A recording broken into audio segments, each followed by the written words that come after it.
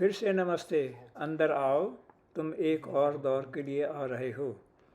इस प्रकार मैं अभी भी निश्चित रूप से मार्क नोएल हूँ, लेकिन इस बार मैं आपको दाएं पक्ष पर लाने जा रहा हूँ। तो उन लोगों के लिए जिन्होंने एनिक डल्टन रे का बायां भाग देखा है, मैं अब आपको दाहिनी ओर मेरी दुनिया क्वांटम पेंटिंग के लिए आमंत्रित करने जा रहा हूँ।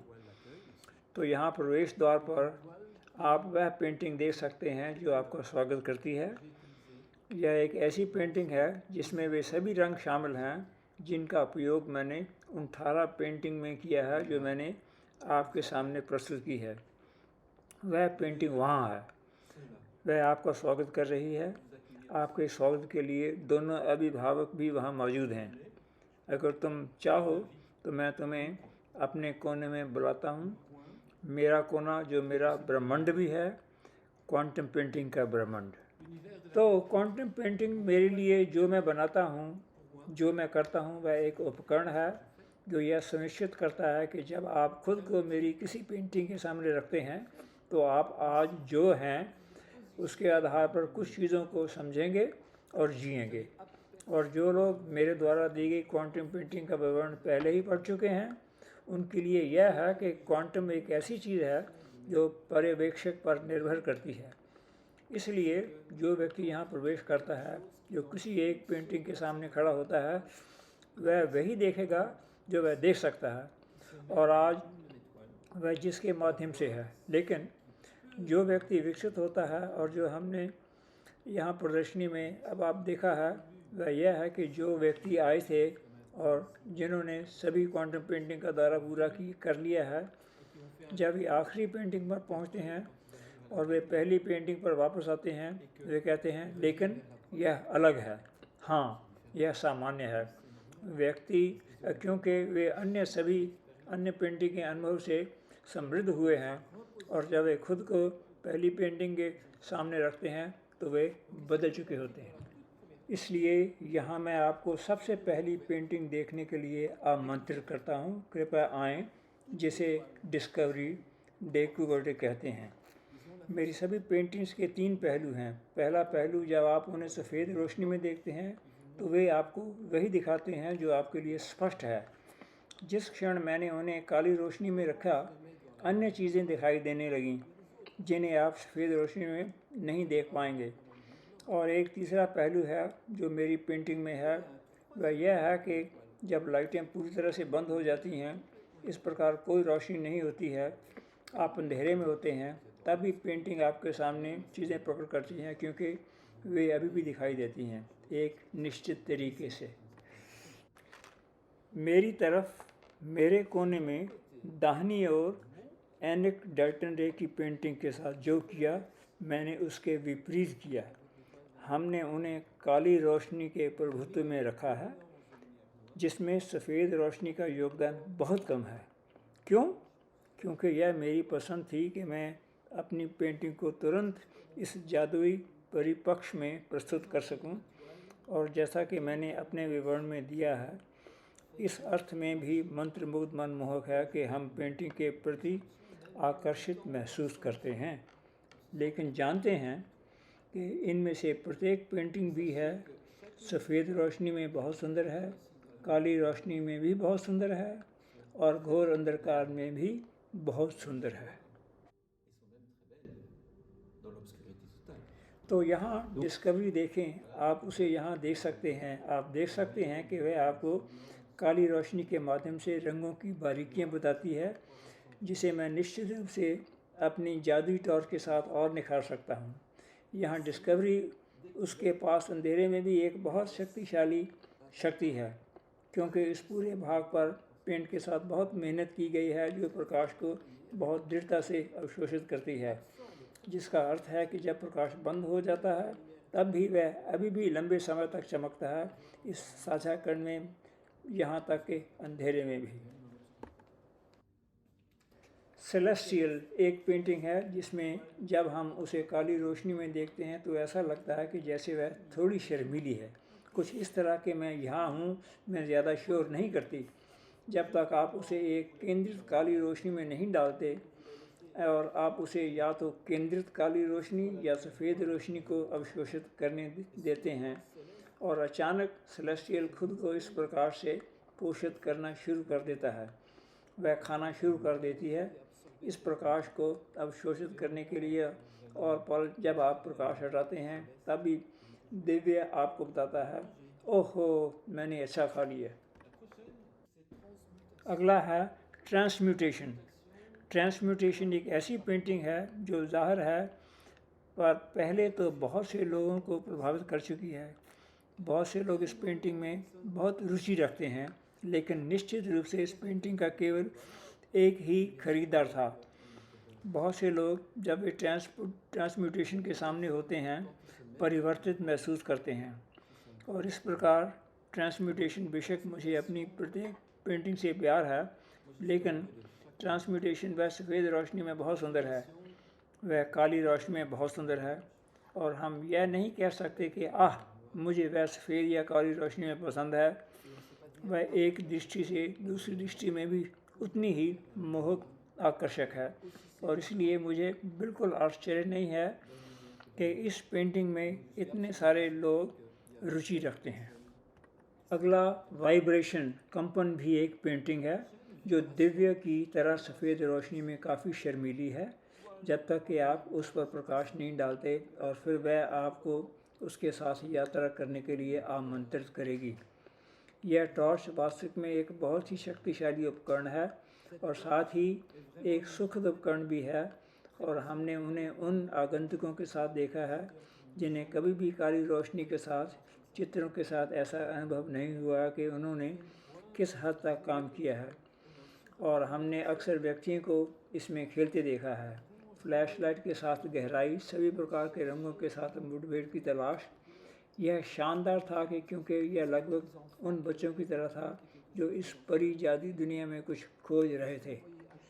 तो यहाँ आप वेलकम देखते हैं जो सफ़ेद रोशनी में बहुत सुंदर है, और एक बार जब आप उसे काली रोशनी में रखते हैं तो जादू प्रकट होता है।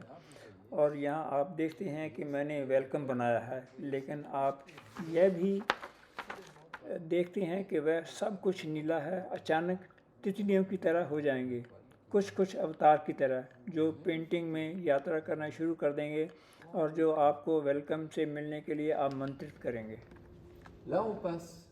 यहाँ हम पेंटिंग अल्केमी की ओर बढ़ते हैं, जो आज अन्य पेंटिंग से भी ज़्यादा ख़ास बन गई है। क्यों?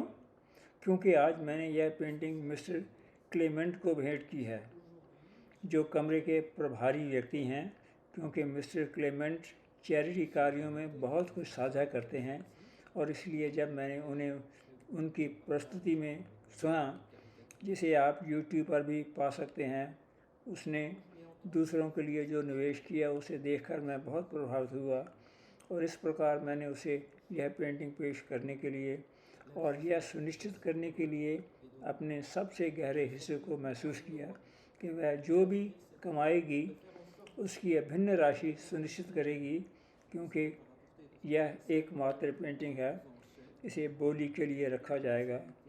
इसलिए आपके पास इस पेंटिंग पर बोली लगाने की क्षमता और संभावना है। इसलिए आपको प्रदर्शनी कक्ष के प्रभारी व्यक्ति से संपर्क करना होगा, और आपके पास YouTube पर सारी जानकारी होगी। यह पेंटिंग अब केवल एक पेंटिंग नहीं जिसे मैं आम जनता के साथ साझा करता हूँ, बल्कि यह वह उपहार भी है जिसे मैं श्री क्लेमेंट और इसके पीछे मौजूद चैरिटी एसोसिएशन को देना चाहता हूँ। और इस प्रकार यदि यह आपसे बात करता है तो आगे बढ़ें, श्री क्लेमेंटे या कमरे में मौजूद किसी व्यक्ति से संपर्क करें और इस पेंटिंग अल्केमी के लिए आज ही अपनी बोली लगाएं, और नीलामी 14 जुलाई 2023 को समाप्त होगी। यहाँ हम शुद्धता, प्यूरिटी की ओर बढ़ते हैं। पवित्रता एक पेंटिंग है जिसे हम न्यूनतावादी कहेंगे। जब हम इसे देखते हैं तो हम कहते हैं, ओह केवल कुछ ही स्ट्रोक हैं। जिन लोगों ने यह देखा है कि जब मैंने यह पेंटिंग बनाई थी तो उन्होंने बहुत अच्छी तरह से महसूस किया था कि वे कथित हल्के स्ट्रोक कैनवस पर केवल एक छोटे से पेंट से कहीं अधिक थे। दिए गए प्रत्येक स्ट्रोक में एक गहराई है। यहाँ हम स्रोत ला स्रोत की ओर बढ़ते हैं। स्रोत जो सफ़ेद रोशनी में निश्चित रूप से पहले से ही हरे रंग को बहुत अच्छी तरह से बढ़ा देगा, लेकिन एक बार जब यह काली रोशनी में गुजरता है तो और भी अधिक सक्रिय हो जाएगा। तो आप यहाँ जो देख रहे हैं केंद्र कोर के साथ जो हर चीज़ का स्रोत है, आपको यह जानना होगा कि इसके पीछे वे सभी रंग हैं जो आपको यहाँ प्रदर्शित चित्रों में मिलेंगे। बात सिर्फ इतनी है कि मैंने सभी रंगों पर एक सुनहरी पर चढ़ा दी है। इसका मतलब है कि आप सभी रंग नहीं देख पाएंगे, लेकिन अगर आप खुद को इसके सामने रखेंगे तो आपको पीछे की ताकत का एहसास होगा। और इस प्रकार यहाँ वे सभी रंग हैं जो आपको यहाँ प्रदर्शित मेरी सभी पेंटिंगों में मिलेंगे। अगले कैनवस को जुनून कहा जाता है। इस जुनून में मैंने जुनून के दो चेहरों को जनता के सामने पेश किया है।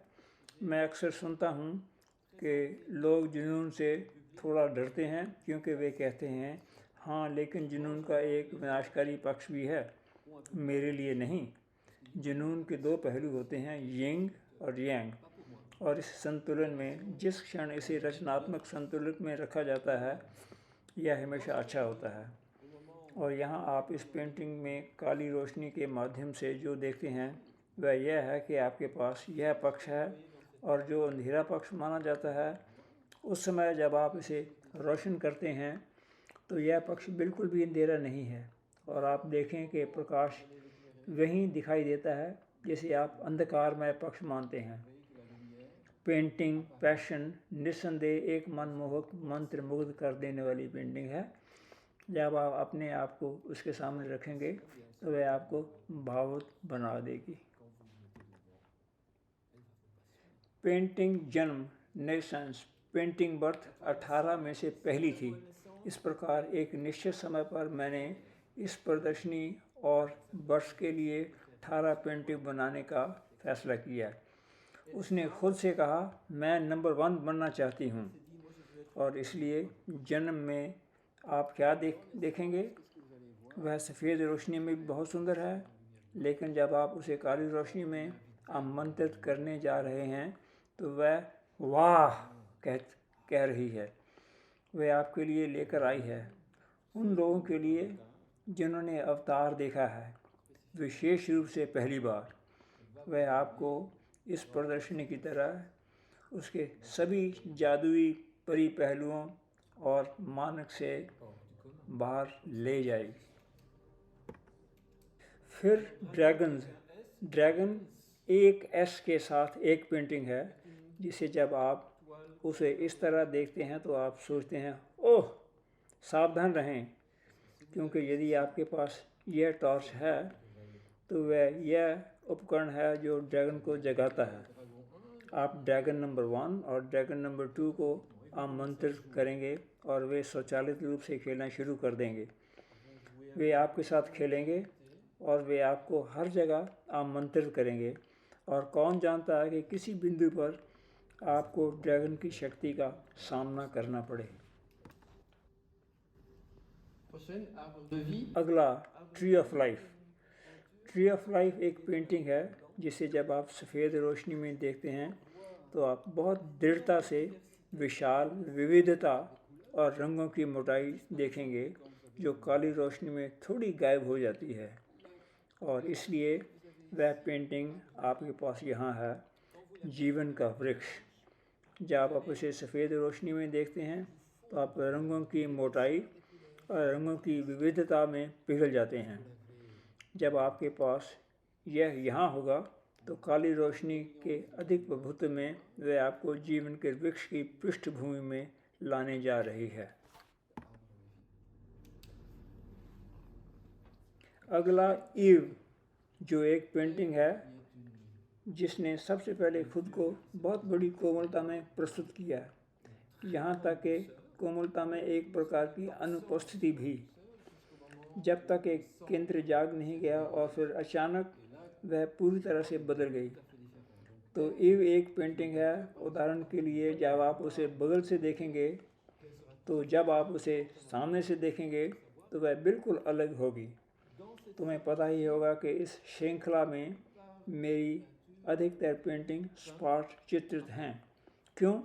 क्योंकि इस पेंटिंग को बनाने के लिए मैंने भारी मात्रा में पेंट का उपयोग किया था और तब से मुझे उन्हें सूखने भी देना पड़ा, क्योंकि अन्यथा गुरुत्वाकर्षण के नियमानुसार पेंट नीचे की ओर खिसकता जाता है। इसलिए कुछ चित्रों के लिए आपको वास्तव में उन्हें देखने जाना होगा और उन्हें किनारे पर खोजना होगा, ताकि आप उन्हें लंबवत देखने से भी अधिक देख सकें।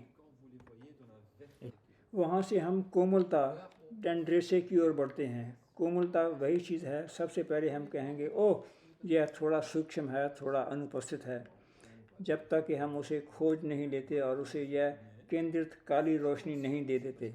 सावधान रहे, क्योंकि कोमलता पर बहुत अधिक ध्यान देने की आवश्यकता होती है, जिसका अर्थ यह होगा कि जितना अधिक आप उसे जानेंगे उतना अधिक वह आपको चीज़ों की खोज करने के लिए आमंत्रित करेगी।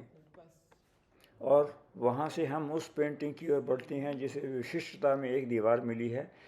यह इस दीवार का एकमात्र पेंटिंग है, जो कि यही है जिसे निमंत्रण इनविटेशन कहा जाता है। निमंत्रण फिर से सफ़ेद रोशनी में बहुत सुंदर और शक्तिशाली उस क्षण तक जब हम उसे केंद्रित काली रोशनी में आमंत्रित करते हैं, और वहाँ वह आपको इस निमंत्रण की सभी प्रकार की बारीकियाँ बहुत गर्म रंग देगी, जो यहाँ काली रोशनी में गहरे रंगों के रूप में दिखाई देता है।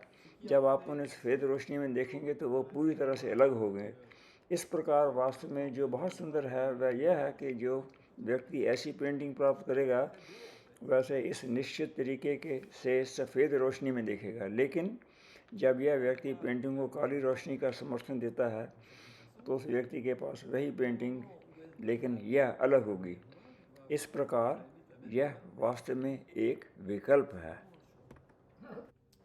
और वहाँ से हम निश्चित रूप से फिनाले की ओर जाते हैं, और फिनाले को मैंने यहाँ रखा है।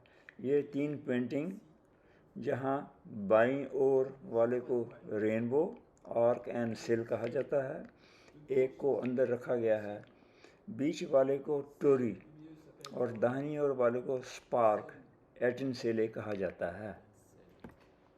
तो इंद्रधनुष, मुझे लगता है कि हर कोई जानता है इंद्रधनुष क्या है, और यहाँ आप उसे काली रोशनी के प्रभुत्व में देखते हैं, और इस प्रकार आप वास्तव में उन रंगों को देखते हैं जो बहुत शक्तिशाली हैं।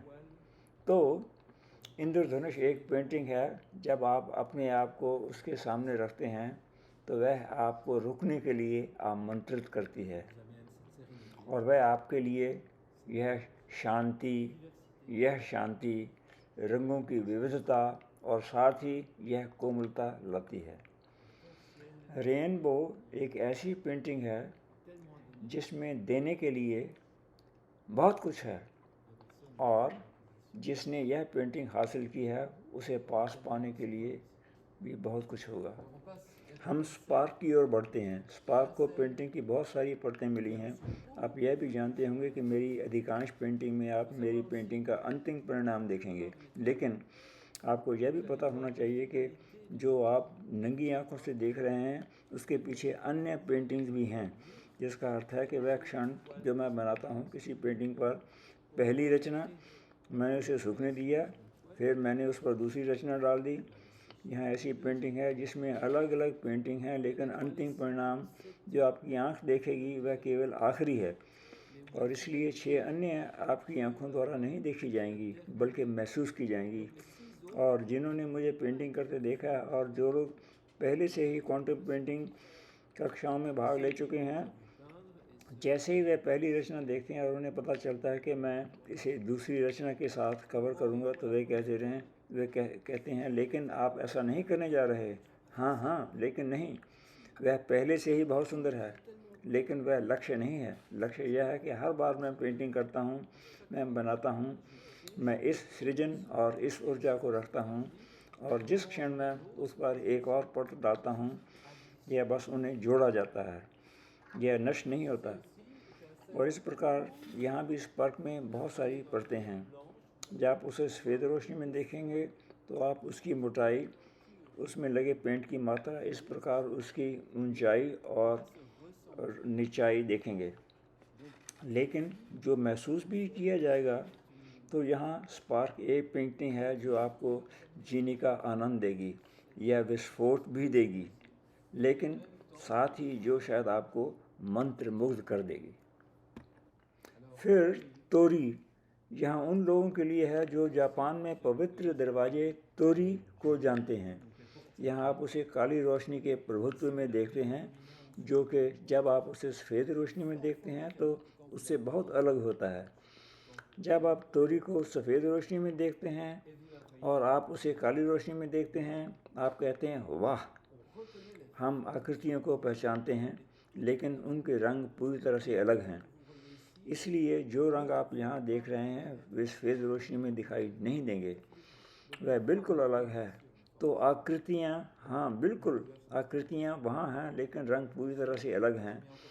और इसलिए यहाँ जब मैं इसे केंद्रित काली रोशनी के साथ और अधिक बढ़ाता हूँ तो आप देख सकते हैं कि आप रंगों की गहराई में अधिक समय तक खेल सकते हैं जैसा कि आप चाहते हैं, यह जानते हुए कि तोरी को प्रकाश को अवशोषित करने वाले पेंट के माध्यम से पृष्ठभूमि भी समाप्त हुई है।